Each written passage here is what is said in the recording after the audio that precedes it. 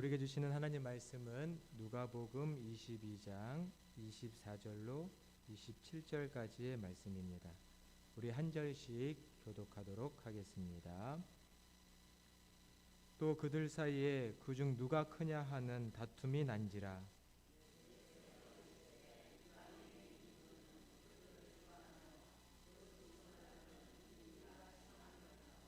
너희는 그렇지 않을지니 너희 중에 큰 자는 젊은 자와 같고 다스리는 자는 섬기는 자와 같을지니라. 앉아서 먹는 자가 크냐 섬기는 자가 크냐. 앉아서 먹는 자가 아니냐. 그러나 나는 섬기는 자로 너희 중에 있노라. 아멘. 우리 이 시간 강사 목사님을 잠시 소개해 드리겠습니다. 몇 주간 주일마다 우리 종교개혁과 디아코니아라는 주제로 광고를 드렸는데요. 독일에서 디아코니아학을 박사학위를 받으시고 또 한국에서도 이 디아코니아가 무엇인지 또 가르치시고 또 후배를 양성하기 위해서 또 현장에서 열심히 일하고 계신 목사님이시고 선생님이십니다. 3주간의 시간들을 통하여 우리에게 하나님의 말씀과 디아코니아를 가르쳐 주실 때에 조금 더 마음을 활짝 열고 들어주시기를 부탁드립니다. 우리 교수님을 선생님을 박수로 환영하겠습니다.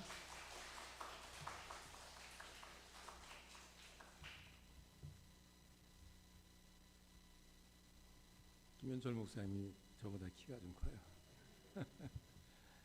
제가 여기 두 번째 왔는데 우리 김 목사님 여기 취임하실 때 그때 참석하고 또 우리 성도님들께서 제가 이제 수원에서 지금 디아코니아 현장에서 노숙인들과 그 난민들 섬기는 사역을 하고 있는데 케밥집도 하고 있어요. 저는 요리사거든요.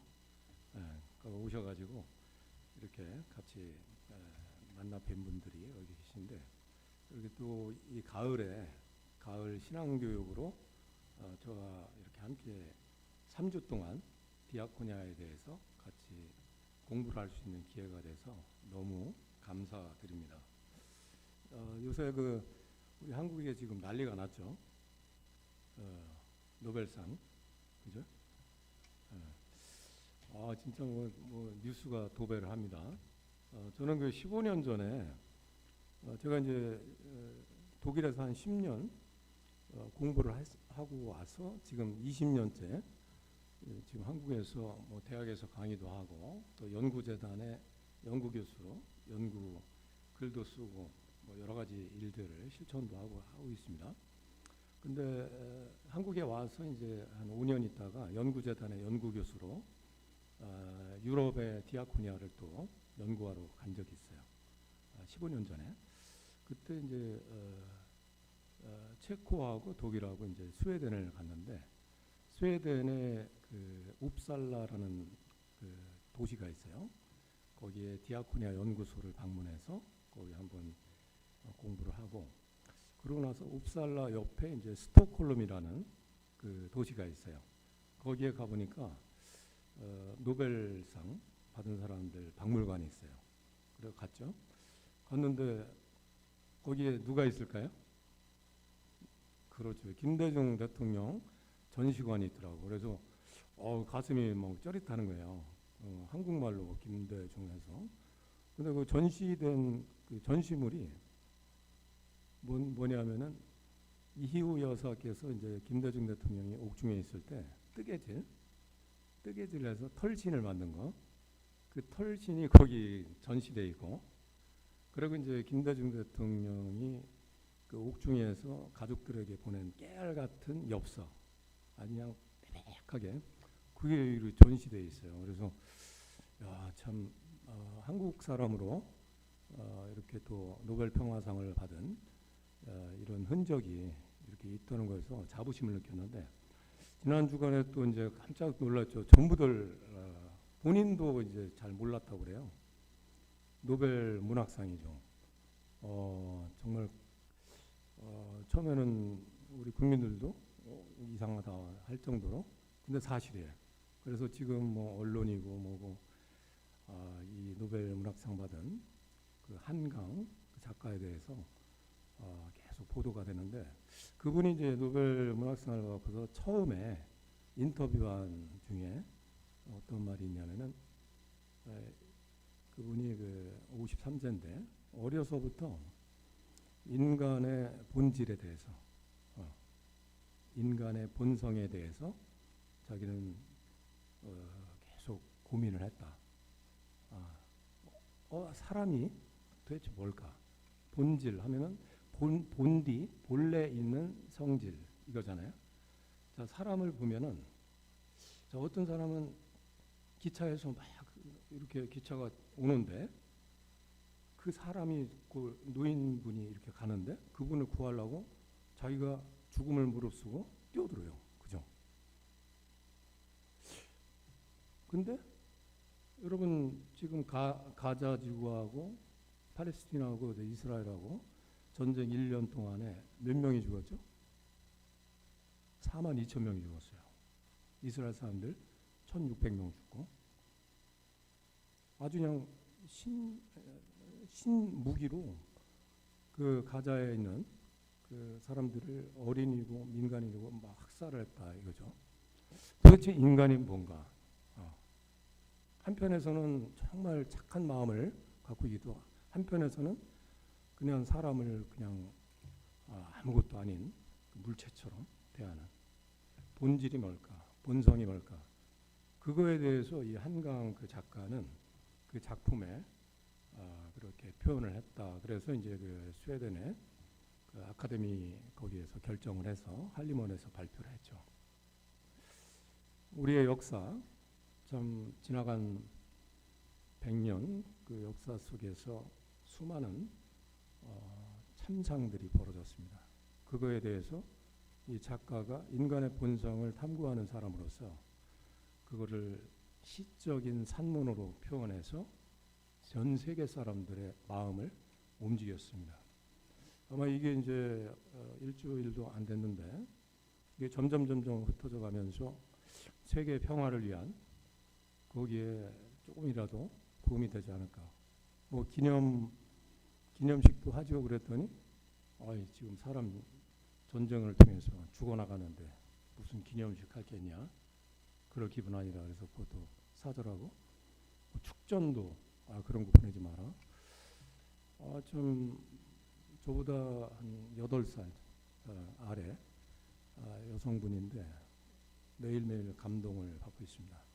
제가 왜 이런 말씀을 드리냐면 이제 그분이 이런 큰 상을 받게 된 그 처음의 출발이 뭐냐면은 인간의 본질에 대한 그런 연구, 고민. 그 결과 이제 이런 일이 벌어졌다. 그래서 근데 이게 저기가 안 나오네. 여기 나오고요. 저기 나오죠. 네. 그래서 오늘 제가 이제 준비한 것이 디아코니아 교회의 본질이라는 주제고요. 다음 주는 이제 디아코니아 교회의 그리스도인의 직무라는 주제. 마지막 주는 이제 종교 개혁하고서 이제 디아코니아 교회를 향한 출발 이렇게 주제를 잡았습니다. 여러분 10월 31일이 종교 개혁이 기념일입니다. 그래서 508년인가요? 그렇게 됐죠. 1517년부터 종교 개혁이 일어나서 거기에 이제 우리가 영향을 받고 우리가 이제 개신교인으로서 지금 하나님을 신앙하는 그런 기독교인들인데 어쩌면은 이 종교 개혁이라고 하는 것은 저와 여러분이 속해 있는 이 개신교의 가장 중요한 사건이라고 볼 수 있습니다. 도대체 그게 뭔가? 그 본질이 뭔가? 자, 그리고 더 올라가서 교회라고 하는 것은 2000년 전에 생겼잖아요. 예수님께서 오셔서 여기서 33년간 사시면서 말씀으로 행함으로 우리에게 본을 보여주시고 그 영향을 받은 많은 사람들이 이제 처음 교회를 만들어서 2000년 동안 그게 우리한테 전해진 거란 말이에요. 근데 디아코니아가 교회의 본질이다?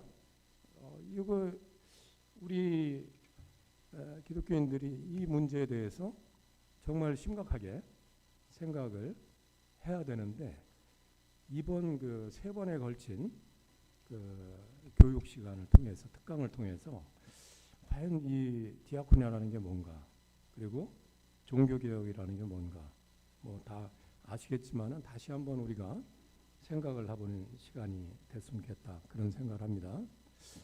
저는 아버지가 목사님이었어요.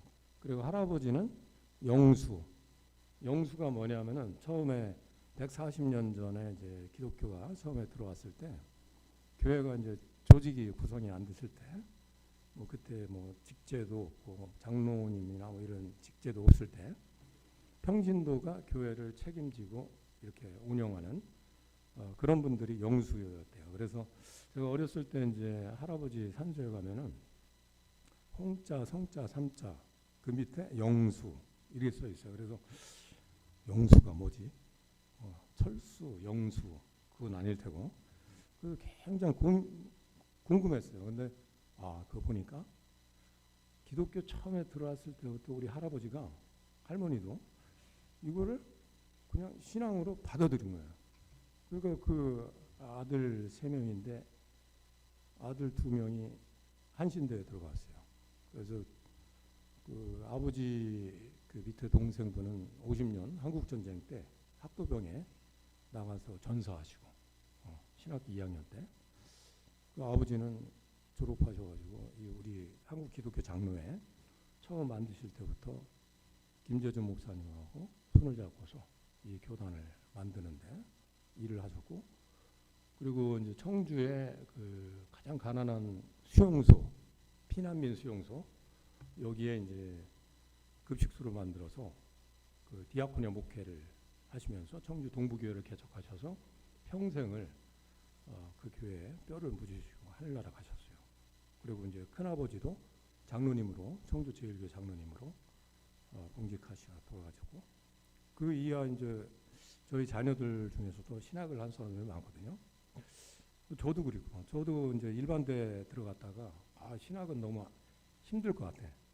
뭐 아버지 그래서 철거민촌에서 피난민촌에서 목회하시던 분이니까 너무 가난하고 그래서 이거 안 되겠다 했는데 일반대 들어갔다가 다시 이제 신학에 신대원 들어가서 지금 이 자리에 서 있습니다. 평생을 하여튼 신학의 길을 걷다가 제가 왜 이런 말씀을 드리냐면은 제 속에는 이런 개신교의 그 DNA가 계속 3대째 우리 자식들까지만 4대째 흘러가는데 도대체 이 개신교라는 뭔가 그거에 대해서 계속 어려서부터 아까 이제 한강 작가도 얘기했지만은 그런 게 물음이었어요.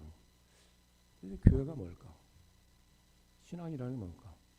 그에 대한 어떤 본질적인 어떤 질문들이 상당히 많았어요. 어떨 때는 많이 방황도 하고 그러다가 이 디아코니아라는 것도 잘 몰랐어요.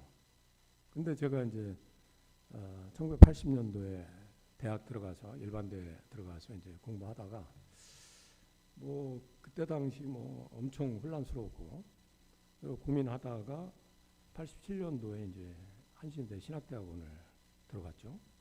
가서 이제 신학을 공부를 하면서 조금씩 더 이제 그 본질을 알아나간 거예요. 그 졸업하고 나서 너무 부족한 것 같아요. 그래서 독일을 가자.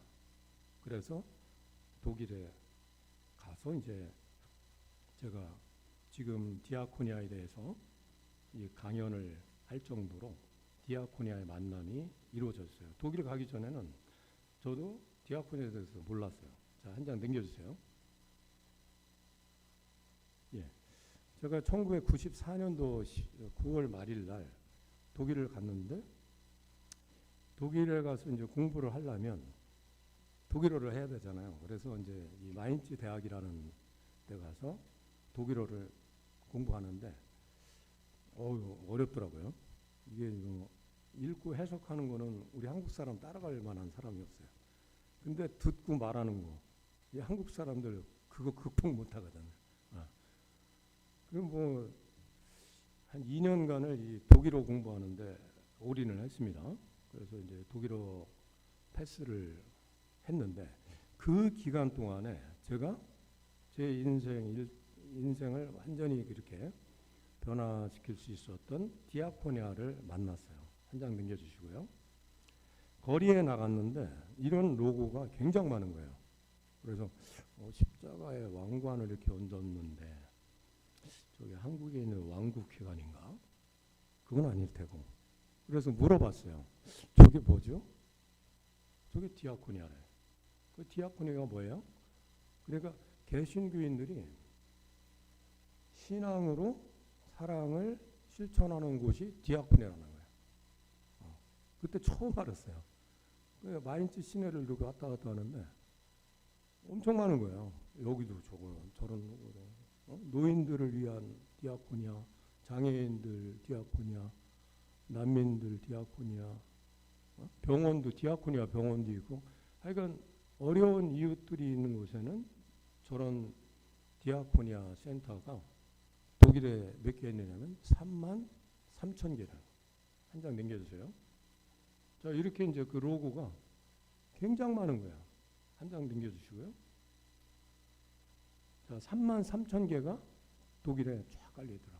교회는 18,000개인데 디아코니아는 33,000개. 거기서 100만 명을 수용해서 할 수 있는 병상이 있고 46만 명의 전문가들이 그 사람들을 돕고 70만 명의 자원봉사자들이 조직적으로 우리 개신교인들이 평신도인들이 막 돕고 1000만 명을 하루에 돕는다. 여러분 1000만 명을 돕는다는 게 감이 안 오시죠? 제가 2015년 16년에 독일을 또 방문했을 때 그때 놀라운 게 독일에 이제 난민들 120만 명이 왔어요. 그거를 독일 사람들이 다 수용했어요. 그래서 수용해가지고 그 사람들을 케어하는데 누가 있을까요? 디아코니아가 한 거예요. 그러니까 그렇게 하면 감이 오시죠. 그러니까 이 사랑을 실천하는 그 스케일이 이게 뭐 어마어마한 거예요. 그래서 제가 이거 깜짝 놀랐어요. 저도 나름대로 그 신학을 전공하면서 좀 실천적인 이런데 이제 한국에 있을 때도 고민을 많이 했는데 독일에 가서 보니까 개신교는 독일에서 나왔잖아요. 마르틴 루터가 독일 사람이었거든요.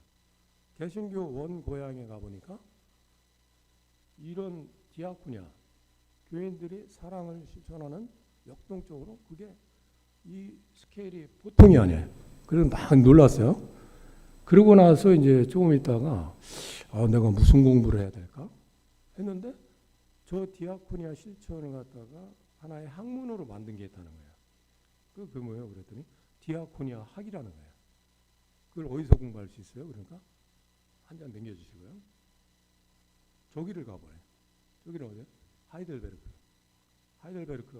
아름답죠? 네카 강이 흐르고 하이델베르크 도시가 참 아름다운 도시입니다. 그 성 밑에 하이델베르크 신학과가 있어요. 그리고 그 옆에 디아코니아 학 연구소가 있다는 거예요. 그리고 글로 이제 독일어를 패스하고서 한번 가봤어요. 가서 수업을 청강을 했는데 제가 깜짝 놀랐어요. 이게 전혀 듣도 보도 못한 그런 신학은 신학인데 앞에 디아코니아가 붙은 거예요. 그래서 사람을 섬기고 사람을 돕고 사랑을 실천해야 되는데 이거를 이론화해서 한 학문이 역사가 그것도 한 180년이 막 된 거예요.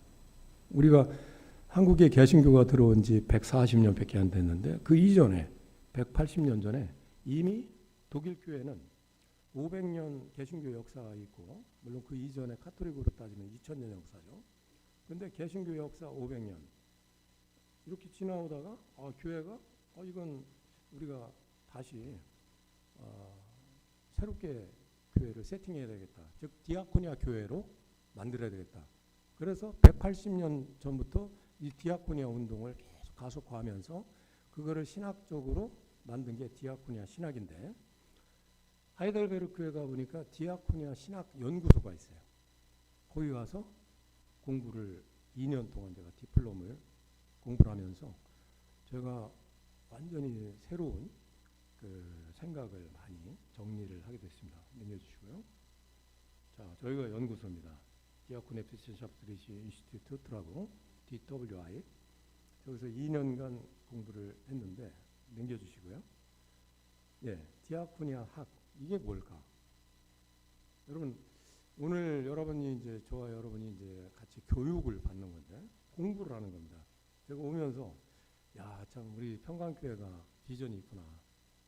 그러면은 부흥회나 사경회나 이런 거 설교 하면은 교리를 전달하고 메시지 전달하고 끝나는 거예요. 근데 이 공부를 한다는 것은 학문을 하는 거거든요. 학문은 여기 디아코니아 피센샤프트 할 때 피센샤프트가 학문이에요. 학문은 뭐냐면은 야, 이게 하늘에서 뚝 떨어진 게 아니라 학문이라고 하는 것은 이 살다 보면 문제가 있어요. 그런 문제에 대해서 이거 해결을 해야 되는데 어떠한 이론으로도 이게 잘 안 돼. 그러니까 가설을 세워서 한번 검증을 해. 근데 돼. 그럼 하나의 이론이 나오는 거예요. 그럼 다음에 이런 문제가 생길 때 그걸 주입하니까 문제가 해결돼. 그렇게 자꾸 하다 보니까 학문이라는 게 생겼어요. 자, 신학이라고 하는 학문이 있었는데 정통신학. 근데 이게 독일의 이제 디아코니아 운동이 발발한 지 한 180년 됐는데 그때 당시에 보면은 산업혁명 이후에 독일 사회가 붕괴됐어요. 막 아빠 엄마는 공장 가서 일하고 아이들 내팽개치고 여러 가지 사회적 약자들은 거리에 막 질비하게 나와 있고 노숙인들 늘어나고 사회가 붕괴되는데 교회는 그 당시에 어떻게 했냐? 열중시해. 멀뚱 쳐다보고 교회 주일날 그냥 예배나 한번 드리고 문 닫고 전혀 어떤 이웃 사랑에 대한 관심이 없었어요. 그러니까 그거에 대해서 그 당시에 평신도들이 이거 안 되겠다. 교회가 새로워져야 된다. 이거 성경 말씀으로 들어가자. 또 종교개혁 정신으로 들어가자. 그렇게 해서 디아코니아 운동이 시작됐어요. 그러다 보니까 이게 이제 여기저기서 그런 개신교인들이 기독교인들이 막 사랑 실천 운동을 하는데 하다 보니까 이론이 필요한 거야. 그러니까 전에 있던 신학 그거는 여기에 적용이 잘 안 돼. 그래가지고 이론을 갖다가 만들다 보니까 이런 디아코니아 학이라고 하는 것이 만들어졌어요. 그래서 제가 이제 그 2년 동안 열심히 공부를 하고 박사 논문을 쓰고 한국에 와서 한 20년 동안 이 디아코니아 학 연구소도 만들고 디아코니아 학교도 만들고 뭐 영화도 만들고 실천 현장도 만들고 책도 번역하고 책도 쓰고 하여튼 디아코니아에 아주 올인을 했는데 그 원인은 뭐냐면 아까 이제 말씀드렸듯이 이 교회의 본질이 뭐냐 그런 거에 대한 어떤 제 나름대로의 답은 디아코니아가 본질이다. 오늘 주제입니다. 그래서 남겨주시고요. 자, 여기 만화 한 컷인데요. 이걸 한번 보세요. 이 보시면은 자, 이 어떤 사람이 새한테 모이를 주는 거거든요. 자, 모이를 주면서 도우려고 그러는 거예요. 근데 잘못 도우면 어떻게 된다? 새가 돌아가십니다. 저 모이를 주는 사람의 그 좋은 생각인데 잘못하다가는 돕더라도 남에게 상처를 줄 수 있고 남을 해칠 수 있다. 이겁니다. 그래서 이론이라고 하는 거 아까 학문 얘기했는데 이론이라는 거 없이 실천을 하다가는 오류에 빠질 수도 있다. 그래서 이 디아코니아에 대해서 우리가 특히 우리 개신교인들이 교회의 본질로서 이 디아코니아를 우리가 이렇게 아는 것은 우리가 교회 생활하는데 상당히 필요하다. 그래서 이번 그 3주 동안에 좀 압축해서 말씀을 드려보겠습니다. 네. 자, 본질이라고 하는 거 아까 말씀드렸듯이 본래부터 가지고 있는 사물 자체의 모습입니다. 자, 그럼 교회의 본질은 어디에서 우리가 찾을 수 있을까요? 바로 성경에서 찾을 수 있어요. 어떤 철학서적이 아니라 이 성경에서 찾을 수 있다. 당연한 거죠. 자, 성경에 보면 66권이 성경에 묶여져 있어요. 구약 39권, 신약 27권. 구약은 원래 히브리어로 써져 있어요. 신약은 헬라어, 그리스어라고 그러죠. 그래서 이제 이 66권에 해당하는 이 성경을 이렇게 읽다 보면은 이 66권 성경은 완전히 디아코니아로 창세기 1장 1절부터 요한계시록까지 디아코니아 문서예요. 근데 왜 우리는 디아코니아를 모르고 있을까? 자, 어떤 사람이 안경을 뭐를 쓰느냐에 따라서 세상이 달라질 거예요. 성경을 디아코니아라는 안경을 가지고 읽다 보면은 1장 창세기부터 끝까지 요한계시록까지 다 디아코니아. 자, 이게 성경에 대한 뭐 근거를 강의하려면 뭐 1년 정도 걸리는데 할 수가 없고요. 단적으로 구약성서에서 이제 우리가 알 수 있는 것은 우리가 구약성서에서 이제 계시한 그 신의 이름은 뭘까라는 거예요. 그리고 신은 우리가 신앙하는 신의 존재는 과연 어떤 존재인가? 자, 여기 이제 히브리어로 이렇게 써 있습니다. 여러분 읽으실 수 있으시죠? 뭐죠? 그렇죠. 아, 대단합니다. 제가 독일에서 하이델베르크 대학에서 공부할 때 히브리어를 한 학기 내내 배웠어요. 한 학기 내내. 아무것도 안 하고. 왜냐면 그 히브리어 시험을 합격을 못하면 그 다른 단계를 갈 수가 없어요. 국가 시험인데 하루 종일 히브리어만 합니다. 오전 내내 강의 듣고 오후에는 숙제하고 밤에는 암기하고 한 학기 내내 이렇게 히브리어를 공부하다 보니까 꿈속에서도 히브리어가 나타나요. 꿈속에서도. 근데 그 히브리어 선생님이 그 당시에 하이델베르크 대학에서 히브리어만 30년을 가르치신 히브리어 귀신이야. 막 칠판에다가 히브리어를 저거는 지금 자음이거든요. 그 밑에다가 점 3개 찍고 2개 찍고 뭐 이런 거는 모음이에요. 그 자음을 여기부터 저까지 혼자 막 써요. 그러고서는 이제 분필로다가 모음을 점 3개짜리, 점 2개짜리 다다다닥다닥 쓰는데 진짜 귀신이죠. 자, 저분이 이제 그 하나님 이름을 우리한테 가르쳐 주셨는데 저걸 딱 쓰시잖아요. 야호, 야호. 이게 끓여야 된대요. 야. 근데 여러분은 그 뭐 히브리어 공부도 안 하셨는데 대본에 읽어내시네. 자, 근데 이 야훼라고 하는 혹은 여호와라고 하는 우리가 믿는 신은 시편 82편에 보면은 그 신의 우리가 믿는 야훼 신의 성격이 아주 분명하게 드러나 있어요. 집에 가서 한번 82편을 쭉 한번 보세요. 거기 보면 이제 하나님이 여러 신들을 불러 모으셔요. 그리고서 신들에게 막 꾸짖어. 야, 니들은 왜 재판할 때 악인의 편을 드느냐? 그리고 왜 공정하지 않은 재판을 해?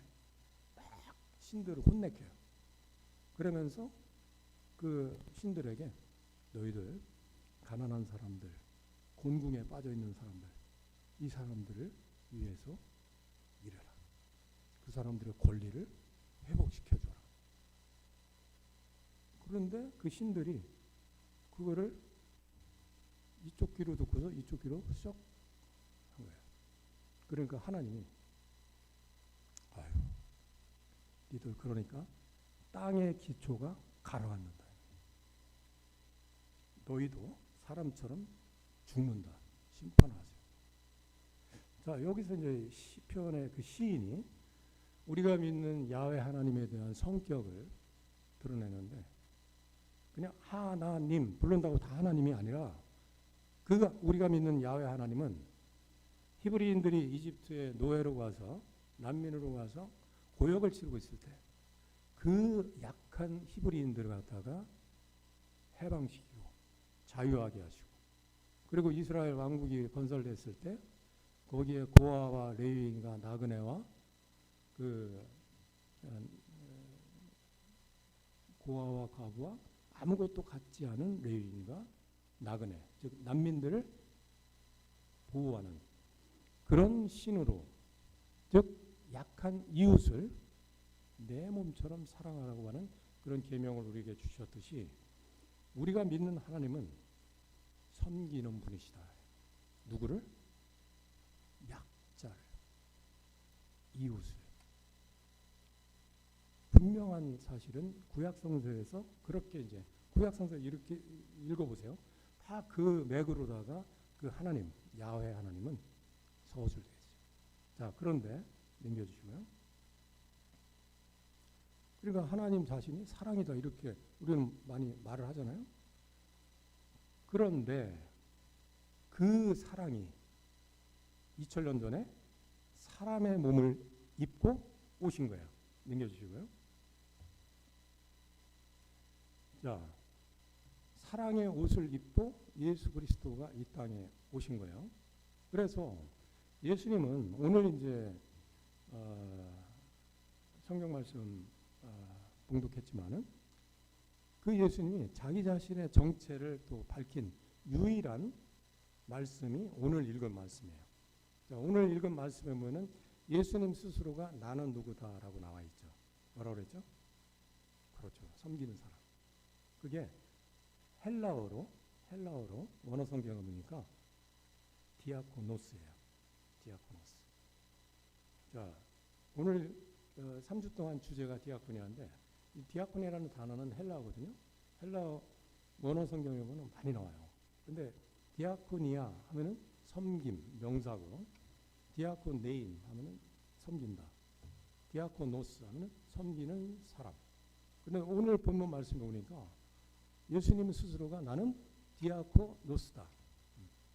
그렇게 이제 자기 자신의 정체를 밝혀요. 아까 이제 구약성서의 야훼 하나님은 섬기는 분이라고 그랬죠. 그 섬기는 분의 영을 입고 이 땅에서 사역을 하셨죠.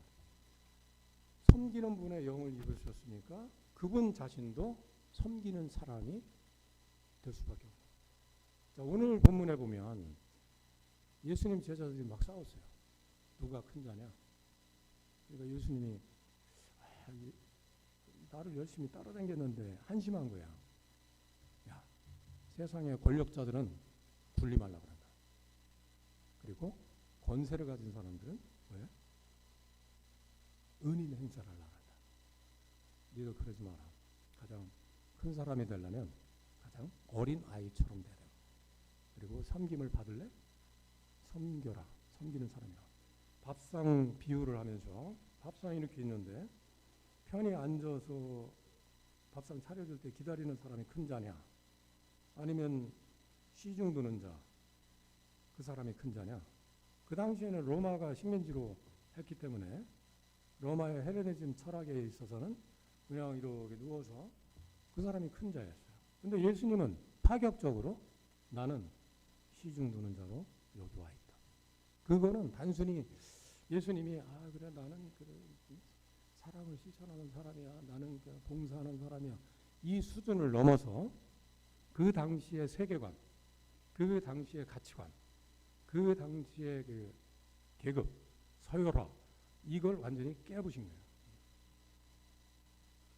역전한 거예요. 그 당시의 가치관에 대해서 나는 시중드는 자로 와 있어.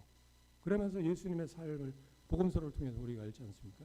예수님은 권력자나 무슨 그런 사람들하고 어울리지 않고 가장 약한 사람들, 병자나 장애인들이나 무슨 밀려 나온 사람들, 이런 사람들의 친구, 세리와 죄인들의 친구로 그 사람들 사랑을 입고 온 사랑이 사람의 몸을 입은 예수 그리스도는 그 사랑을 여기서 살다가 너무너무 사랑했기 때문에 십자가에 처형당한 그 십자가에 처형당한 예수 그리스도를 보면서 사람들이 하나님의 아들이구나. 그 다음에 생긴 게 뭐예요? 부활 사건이고 부활 공동체가 모여서 이 세상에 전혀 없었던 디아코니아 공동체가 생긴 거예요. 사도행전 2장과 4장에 보면은 아주 적나라하게 처음에 교회 공동체에서 생겨난 그런 환상적인 일들이 서술되어 있죠. 자, 넘겨주시고요. 넘겨주시고요. 자, 그 모여서 땅을 떼고 기도하고 말씀을 나누고 또 가난한 사람들을 위해서 물질을 모으고 그걸 특별히 담당한 사람을 세웠고 사도행전 6장에 보니까 이 전체를 교회라고 인식한 거예요. 그런데 이게 이제 교회 공동체가 생겼어요. 근데 문제가 생긴 게 있어요. 사도행전 6장에 보니까 넘겨주시고 네, 넘겨주시고 분쟁이 생긴 거예요. 자, 사도행전 6장 1절부터 7절까지 보니까 자, 예루살렘에서 기독교인이 된 사람들과 이방 지역에서 기독교인이 된 사람들, 그 이방 지역은 이제 바울 사도가 이제 선교를 한 사람들이죠. 이 사람들 사이에 먹싸움이 일어난 거야. 그러니까 이방 지역에서 온 사람들이 이 구제받는 일, 이런 거에 소홀히 당했어요. 그리고 막 싸움질이 있는 거예요. 그래서 사도들이 이제 모이라고 그래가지고 방법을 이제 분쟁이 났는데 분쟁의 해결 방안으로 어떻게 제안하죠? 우리는 말씀을 섬기는 일에 충실하자. 자, 여기서도 보면 헬라어로 디아코니아 토 로고우라고 하는 헬라어가 있어요. 말씀을 디아코니 한다는 거예요. 그러니까 여기 이제 목사님이 말씀 강단에서 복음을 선포하는 그것도 디아코니아예요. 말씀을 섬기는 일은 목사님이 하고 사도들이 하고 그리고 음식을 나누는 그런 디아코니아, 그거는 7명을 뽑아서 하자. 그랬더니 7절에 가니까 교회가 건강하게 부흥됐더라 이거예요. 자, 여기서 이제 핵심이 뭐냐면은 교회의 본질, 오늘 주제가 교회의 본질인데요. 교회의 본질은 뭡니까? 말씀 선포와 디아코니아. 자, 바퀴가 2개가 있는데 바퀴가 하나가 너무 크고 바퀴가 하나가 작아요. 그러면 어떻게 되죠? 공회전하죠. 바퀴 두 바퀴가 똑같이 가. 그럼 앞으로 나가죠. 자, 교회의 본질이라는 건 처음에 말씀해 보니까 그렇게 돼 있더라고요. 그런데 차츰차츰 이 가르침의 기능, 이런 교회의 어떤 그 성직자의 기능, 이런 게 막 너무 이제 강조되다 보니까 말씀 선포는 굉장히 큰데 디아코니아는 차츰차츰 나중에는 해도 되고 안 해도 되고 선택사항. 그러니까 교회가 어떻게 돼요? 쪼그라든 거예요. 한국 교회가 지금 여러분들 다 아시죠? 신뢰도가 몇 프로인지 아세요?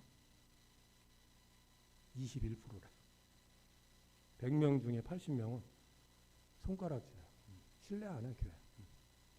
독일에 아까 이제 디아코니아가 33,000개라고 그랬죠. 교회는 18,000개인데. 그럼에도 불구하고 독일 개신교인들이 앙케이트 조사를 4년에 한 번씩 하는데 독일 교회 교인들은 교회가 제일 많이 해야 될 건 뭐냐? 85%가 디아코니아래. 자기들이 그렇게 많이 함에도 불구하고 교회는 바로 디아코니아를 해야 된다. 더. 2015년에 난민들이 그렇게 120만 명 왔을 때 그 당시에 독일 총리가 메르켈 총리, 목사님 딸이에요. 그분이 발벗고 나선 거예요. 난민법을 나서가지고 바꾸고 난민 예산을 천문학적으로 올리고 독일 교회가 앞장서고 독일 디아코니아 33,000개가 발벗고 나서고 그렇게 해서 그거를 다 수용하고 이게 뭘까? 그러니까 독일 교회가 존경을 받는 거예요. 그 사회에서. 자, 우리는 한국의 개신교가 오늘의 모습은 너무도 좀 부족한 모습이 아닐까 그런 생각합니다.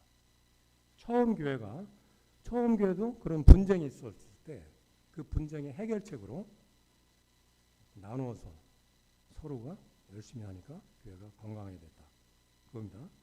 여기서 이제 중요한 게 어떤 게 더 중요하냐 이거예요.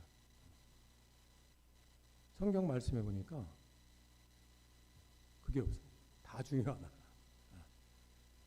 그러니까 이 디아코니아를 하면서도 이것도 복음을 선포하는 거예요.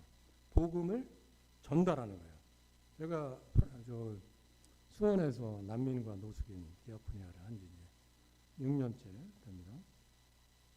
케밥집도 운영하면서 노숙인 분들한테 매주 한 번씩 130개씩 전달하고, 난민들은 우리 쉼터에서 필요한 친구들 와서 거기서 이제 문제 해결하고 가고.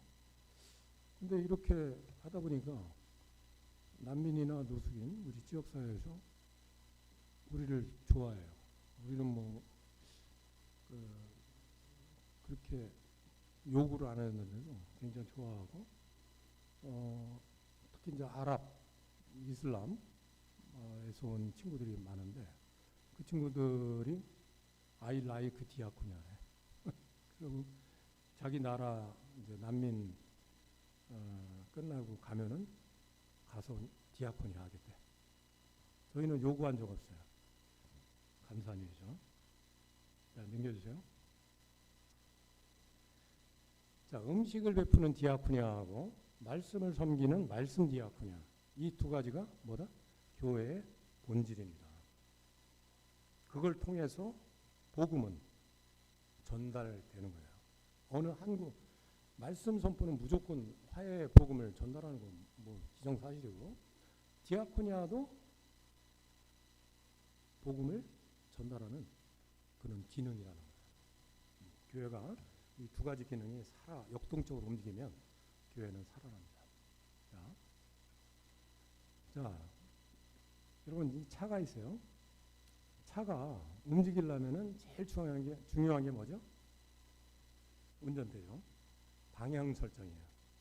방향 설정이 잘못되면은 요새 그런 사고 많이 나죠.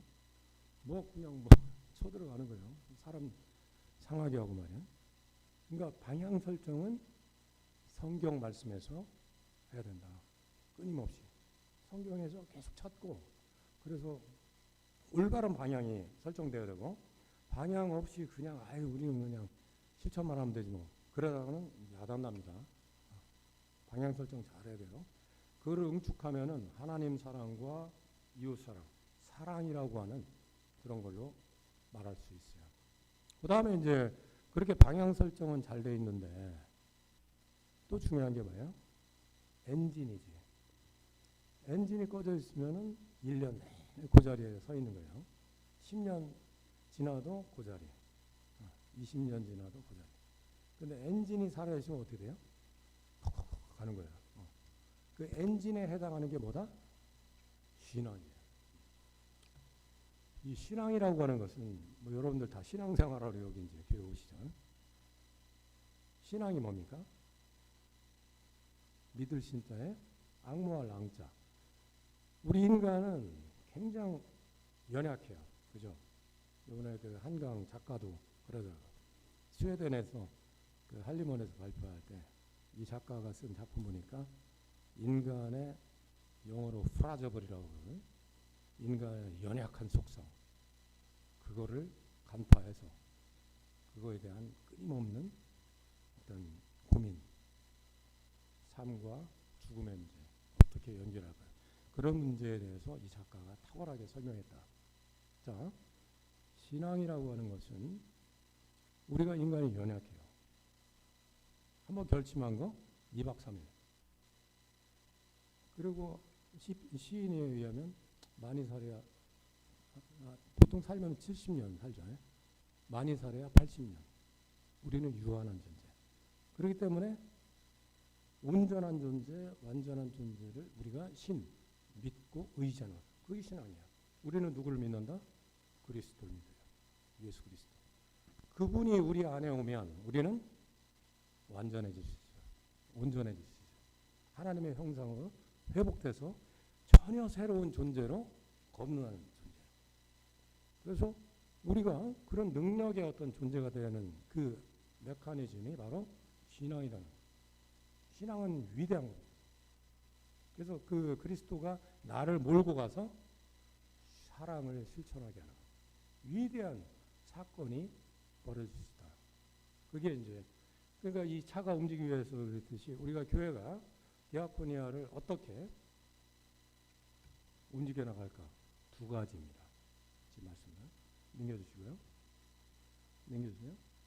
넘겨주시고 넘겨주시고. 네, 지금 시간이 없어서 다음에 하고. 넘겨주세요. 다음 시간에. 자, 정리하겠습니다. 이 종교개혁이라고 하는 것은 500년 전에 혹은 600년 전 제가 이제 마지막 다음 주에 종교개혁에 대해서 집중적으로 하는데 우리가 흔히 생각하면은 종교개혁은 마틴 루터, 칼빈 이렇게 얘기하는데 그 전에 100년 전에 체코의 프라하에서 얀 후스라는 분이 종교개혁을 또 일으켰어요. 그분의 영향을 받은 사람들이 누구다? 루터, 칼빈이에요. 그래서 이 종교개혁의 역사는 한 600년 정도 된다.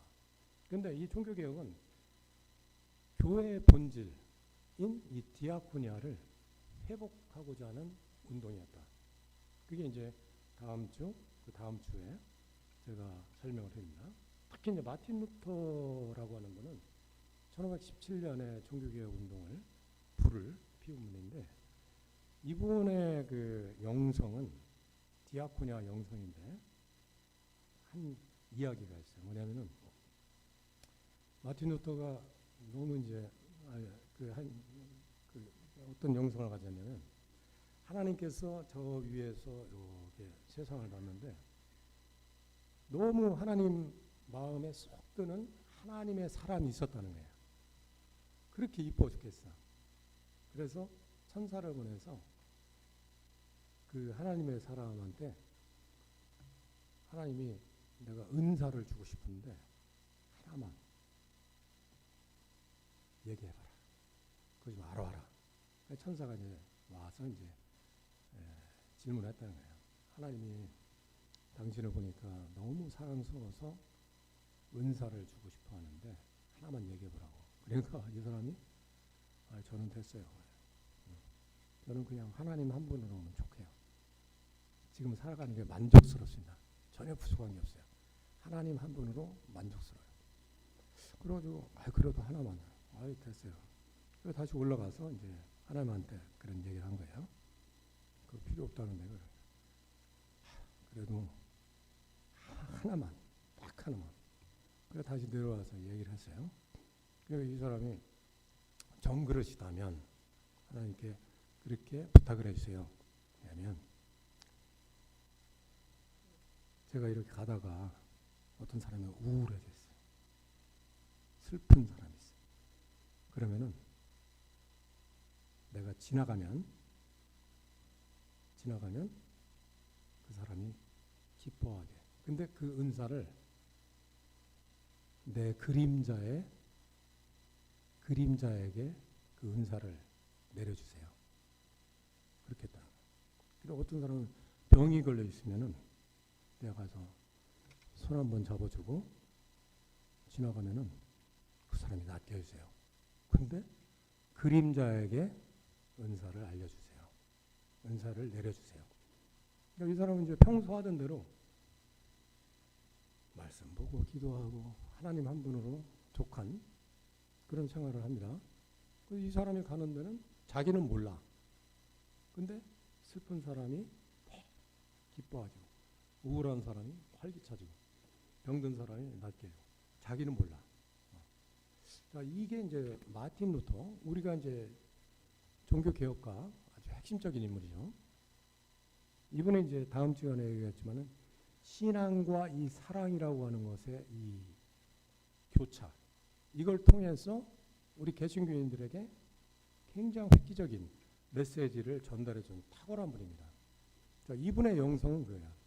우리가 사랑을 실천하자 했을 때, 이 사람은 이만큼 부족하니까 요만큼만 주자 생각으로 의도해서 사랑을 실천해야지. 그리고 어떤 사람은 나중에 나한테 돌아오는 게 없을까? 그런 계획된 사랑, 그거는 사랑이 아니다라는 거예요. 굉장하죠?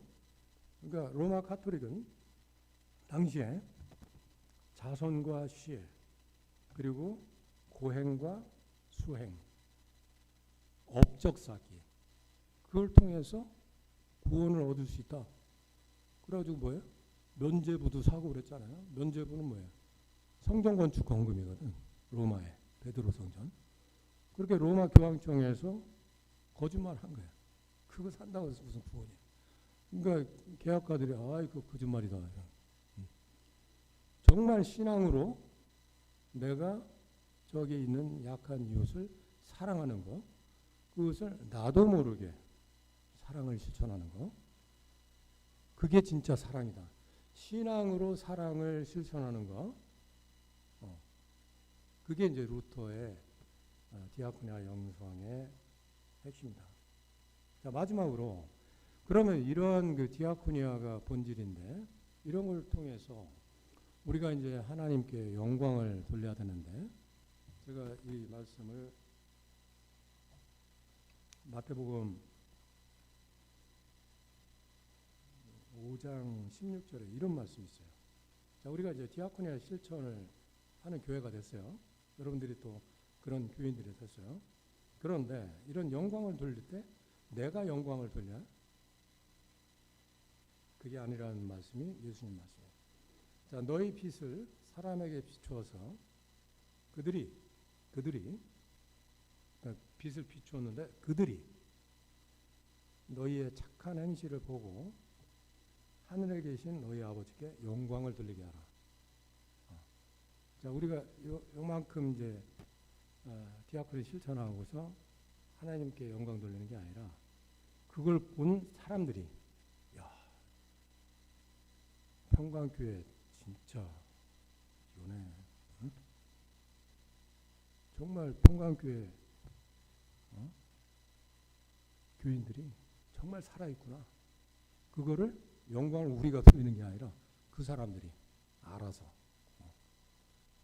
저희는 지금 디아코니아 사역을 하고 있는데요. 기적적인 신비한 사건들이 막 일어나요. 우리는 정부 지원 하나도 안 받아요. 근데 사람들이, 모르는 사람들이 난민들 도와주세요. 노숙인 도와주세요. 항상 부족하긴 부족하지만 지금까지 해올 수 있는 그런 신비한 사건들, 이런 것들. 그러면서 그 난민과 노숙인, 그분들, 또 주변에 봉사하러 오시는 분들, 그분들이 하나님께 영광을 돌려요. 우리를 보고. 나는 우리 평강교회가 이번에 이제 디아코니아 이런 교육을 통해서 정말 디아코니아를 올바로 알아서 정말 한국 교회에 정말 선두가 되는 디아코니아 교회가 됐으면 좋겠습니다. 예. 기도할까요? 하나님 감사합니다. 부족한 사람 이곳에 세워주셔서 부족한 혀로 당신의 말씀을 대언했습니다. 하나님, 저희들에게 가진 것도 없고 저희의 능력도 없지만 그리스도께서 우리를 움직여 나가시면 무엇이든지 변화시킬 수 있고 무엇이든지 사랑할 수 있고 무엇이든지 섬길 수 있는 그런 우리가 될 수 있습니다. 주께서 함께 하셔서 우리로 하여금 놀라운 귀한 당신의 도구가 될 수 있도록 함께해 주옵소서. 예수님의 이름으로 기도합니다. 아멘.